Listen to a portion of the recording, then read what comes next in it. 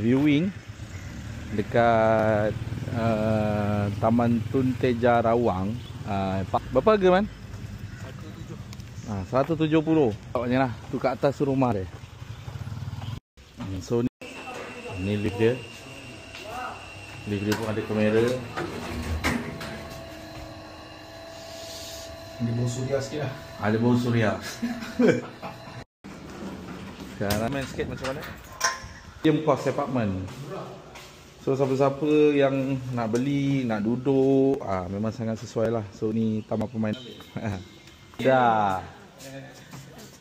Masuk dulu kak? Boleh? Alright. Jumpa lagi. Okay, Kau bagi dekat Nazirul. Dengan Linda. 18. Liza Love Ziyad.